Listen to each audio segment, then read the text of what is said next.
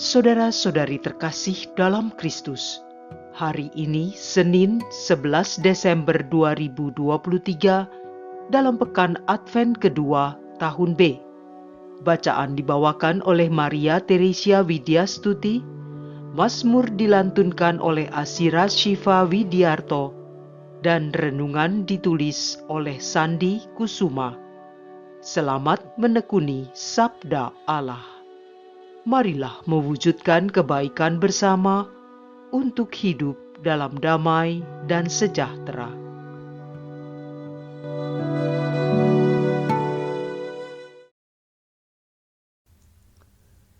Dalam nama Bapa dan Putra dan Roh Kudus. Amin. Ya Allah Bapa yang mengerjakan hal-hal mustahil menjadi mungkin, segerakanlah karya Roh Kudus-Mu untuk membantu menebalkan iman kami melalui pewartaan Injil Tuhan kami Yesus Kristus yang akan kami dengarkan hari ini. Kami ingin mendengarkan apa yang hendak disabdakannya kepada kami, karena kami percaya kalau keselamatan yang dari Tuhan ditujukan kepada orang yang percaya, yang membuka mata untuk melihat dan membuka telinga untuk mendengarkan, dan yang dengan setia menanti-nantikan kedatangannya. Amin. Bacaan dari kitab Yesaya bab 35 ayat 1 sampai dengan 10. Padang gurun dan padang kering akan bergirang. Padang belantara akan bersorak-sorai dan berbunga. Seperti bunga mawar, ia akan berbunga lebat, akan bersorak-sorak. Ya, bersorak-sorak dan bersorak-sorai. Kemuliaan Libanon, semarak Karmel dan Saron akan diberikan kepadanya. Orang akan melihat kemuliaan Tuhan, semarak Allah kita. Kuatkanlah tangan yang lemah lesu dan teguhkanlah lutut yang goyah. Katakanlah kepada orang-orang yang tawar hati, kuatkanlah hatimu, jangan takut. Lihatlah, Allahmu akan datang dengan pembalasan dan ganjaran. Ia sendiri datang menyelamatkan kalian. Pada waktu itu, mata orang-orang buta akan dicelikan, dan telinga orang-orang tuli akan dibuka. Pada waktu itu, orang lumpuh akan melompat seperti rusa, dan mulut orang bisu akan bersorak-sorai. Sebab mata air memancar di padang gurun, dan sungai di padang belantara. Tanah pasir yang hangat akan menjadi kolam, dan tanah kersang menjadi sumber-sumber air. Di tempat serigala berbaring akan tumbuh tebu dan pandan. Di situ ada jalan raya yang akan disebut Jalan Kudus. Orang yang tidak tahir tidak akan melintasinya, dan orang-orang pandir tidak akan mengembara di atasnya. Di situ tidak akan ada singa, binatang buas tidak akan menjalaninya, dan tidak akan terdapat di sana orang-orang yang diselamatkan akan berjalan di situ. Dan orang-orang yang dibebaskan Tuhan akan pulang dan masuk ke Sion dengan sorak-sorai, sedang sukacita abadi meliputi mereka. Kegirangan dan sukacita akan memenuhi mereka.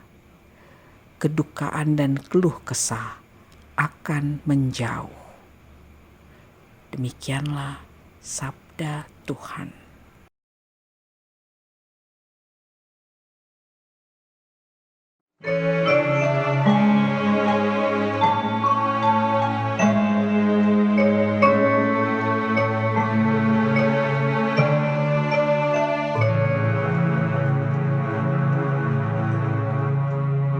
Allah sendiri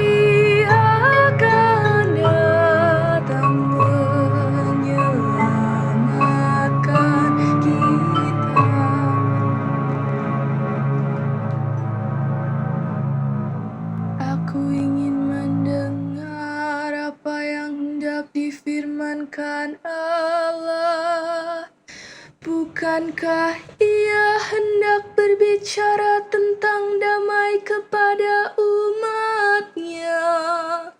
Sungguh, keselamatan dari Tuhan dekat pada orang-orang takwa, dan kemuliaannya diam di negeri kita. Allah sendiri akan datang menyelamatkan kita.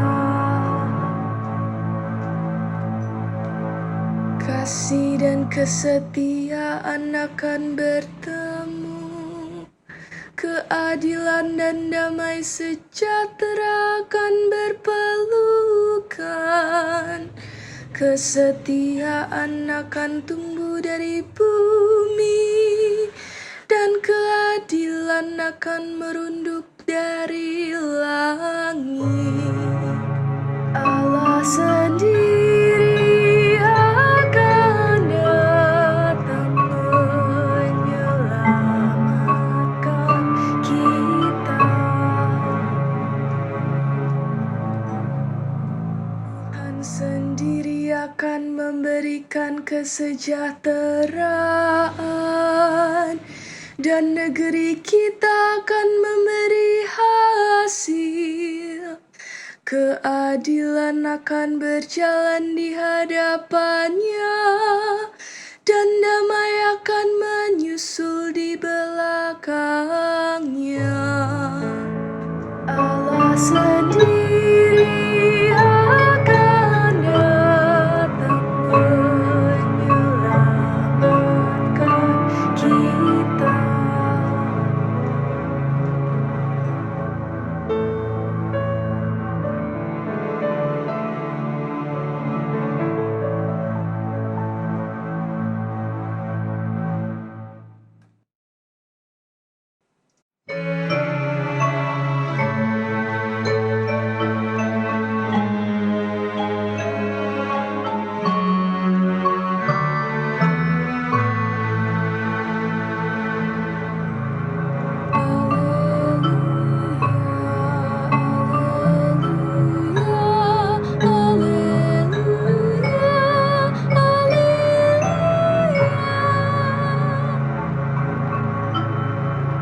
Lihat Raja kita, Tuhan semesta alam datang.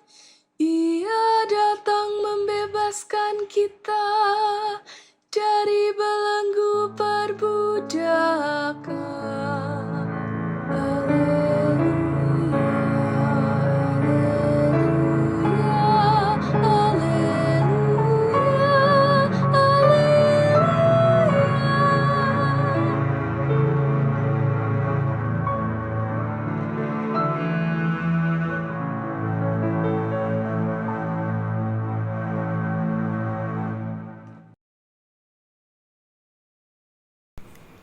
Inilah Injil suci menurut Lukas bab 5 ayat 17 sampai dengan 26.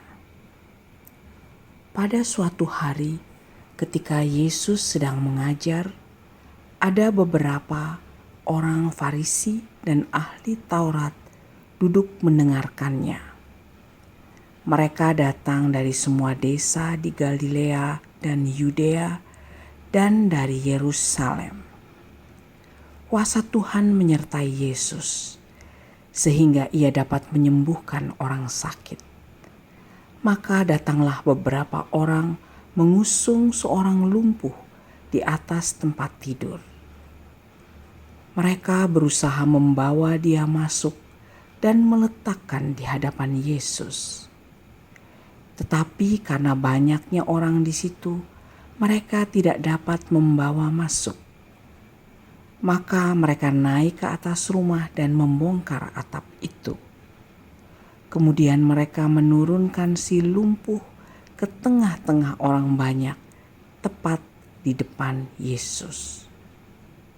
Ketika Yesus melihat iman mereka, berkatalah ia, "Hai saudara, dosamu sudah diampuni. Tetapi ahli-ahli Taurat dan orang-orang Farisi berpikir dalam hati, siapakah orang yang menghujat Allah ini? Siapa dapat mengampuni dosa selain Allah sendiri? Akan tetapi Yesus mengetahui pikiran mereka. Lalu ia berkata kepada mereka, "Apa yang kalian pikirkan dalam hati? Manakah lebih mudah mengatakan dosamu sudah diampuni atau mengatakan bangunlah dan berjalanlah? Tetapi supaya kalian tahu bahwa di dunia ini Anak Manusia berkuasa mengampuni dosa." Lalu Yesus berkata kepada si lumpuh, "Aku berkata kepadamu, bangunlah, angkatlah tempat tidurmu dan pulanglah ke rumah." Seketika itu juga bangunlah orang itu di depan mereka, lalu mengangkat tempat tidurnya dan pulang ke rumahnya sambil memuliakan Allah. Semua orang takjub, lalu memuliakan Allah. Mereka amat takut dan berkata, "Hari ini kita telah menyaksikan hal-hal yang sangat menakjubkan." Demikianlah sabda Tuhan.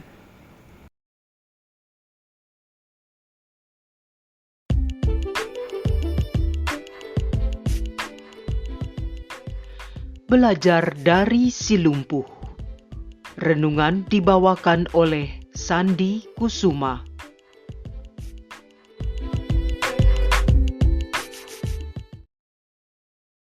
Adik-adik, Bapak, Ibu, dan saudara-saudara seiman dalam kasih Kristus. Injil Lukas yang tadi kita dengarkan mengisahkan tentang awal karya pewartaan Yesus di daerah Galilea, di Kapernaum dan kota-kota sekitarnya. Orang-orang takjub akan pengajaran Yesus sebab perkataannya penuh kuasa. Terlebih lagi Yesus banyak membuat mukjizat, menyembuhkan orang sakit atau menolong orang yang kerasukan setan. Kabar tentang Yesus ini semakin jauh tersiar, maka orang banyak pun datang berbondong-bondong kepadanya untuk mendengar pengajaran Yesus dan untuk disembuhkan dari penyakit mereka. Rupanya orang-orang Farisi dan ahli-ahli Taurat juga tertarik untuk datang ke Kapernaum. Ada yang bahkan dari Yudea dan Yerusalem. Entah apa yang membuat mereka mau datang. Mungkin sebagian dari mereka memang ingin belajar dari Yesus. Mungkin lainnya ingin menyaksikan mukjizat. Tetapi nampaknya sebagian besar dari mereka tidak atau belum punya niatan jahat kepada Yesus. Ini nampak jelas ketika mereka mendengar Yesus berkata kepada orang yang menderita lumpuh itu, "Hai saudara, dosamu sudah diampuni."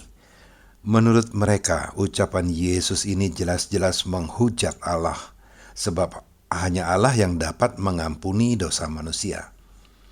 Tetapi mereka tidak bertindak apa-apa. Mereka hanya berpikir di dalam hati saja. Dan ketika Yesus menyembuhkan orang lumpuh itu hanya dengan berkata-kata, barulah mereka melihat ada kuasa Allah. Lalu mereka pun memuliakan Allah sambil berkata, "Hari ini kita telah menyaksikan hal-hal yang sangat menakjubkan." Nampaknya memang sulit untuk mempercayai sesuatu kalau tidak melihat bukti, kalau tidak melihat dengan mata kepala sendiri. Adik-adik, Bapak, Ibu, dan saudara-saudara seiman dalam kasih Kristus, orang lumpuh itu menerima sekaligus dua anugerah dari Yesus. Dosanya diampuni dan dipulihkan dari lumpuhnya. Anugerah itu tidak datang ujuk-ujuk. Perlu usaha untuk mendapatkannya, seperti yang dilakukan oleh orang-orang yang mengusung temannya yang sakit lumpuh itu. Mereka tidak bisa masuk karena begitu banyak orang berdesak-desakan ingin mendekat kepada Yesus. Akhirnya mereka memutuskan untuk naik ke atap rumah dan membongkar atap rumah, lalu menurunkan si lumpuh tepat di depan Yesus berada. Perlu ada peran serta kita agar mukjizat Tuhan terjadi, sebab anugerah Tuhan bukan hidangan siap santap di atas meja makan. Yesus telah mengajarkan kepada kita, mintalah maka akan diberikan kepadamu, carilah maka kamu akan mendapat, ketuklah maka pintu akan dibukakan bagimu. Matius 7 ayat 7. Pertama-tama tentu dengan memintanya di dalam doa yang sungguh-sungguh dan tekun dengan tak jemu-jemunya. Yesus tidak mengajari kita untuk menjadi peminta-minta atau pengemis. Tidak seperti itu. Kita boleh meminta sesuatu dari Tuhan karena kita tidak memilikinya, dan nyaris tak mungkin kita bisa memilikinya dengan upaya sendiri. Makanya kita perlu pertolongan dari Tuhan. Jika kita meminta dari Tuhan sesuatu yang sesungguhnya bisa dan mudah kita peroleh sendiri, itu namanya manja. Marilah sekarang kita berandai-andai. Seandainya orang lumpuh itu adalah kita, lalu disodorkan pilihan seperti ini. Kamu boleh memilih salah satu di antara yang berikut, tetapi tidak kedua-duanya. Apakah kamu mau disembuhkan atau dosa-dosamu dihapuskan? Pilih yang mana? Ya, kita tetap memohon kedua-duanya, sebab keduanya kita butuhkan. Memangnya Bapa kita di surga itu pelit hitung-hitungan? Ada pula yang berpendapat seperti ini, jangan minta banyak-banyak, tidak sopan itu. Permohonan kepada Tuhan bukan soal jumlah, melainkan soal kebutuhan. Ada pula yang berpendapat lain lagi, jangan cerewet, meminta cukup satu kali saja, jangan diulang-ulang dan jangan merengek-rengek seperti anak kecil. Ini juga keliru. Yesus mau kita seperti anak kecil kok. Yesus mau kita tak jemu-jemu berdoa memohon kepada Tuhan. Doa Bapa kami kita ulang-ulang setiap hari kan? Pada litani orang kudus kita malah meminta yang sama kepada semua orang kudus supaya mereka beramai-ramai mendoakan kita. Adik-adik, Bapak, Ibu, dan saudara-saudara seiman dalam kasih Kristus. Saya percaya banyak dari antara kita yang telah menerima pengabulan atas doa permohonan kita. Sebagian daripadanya bahkan menerima dalam bentuk mukjizat. Misalnya disembuhkan dari sakit parah yang sudah tidak bisa disembuhkan, atau diselamatkan dari mara bahaya. Tetapi ada berapa banyak yang kembali kepada Yesus untuk memuliakan Tuhan setelah ia menerima anugerah pertolongan itu? Adakah seperti 10 orang kusta yang ditahirkan oleh Yesus, hanya satu orang yang kembali untuk bersyukur dan memuliakan Tuhan?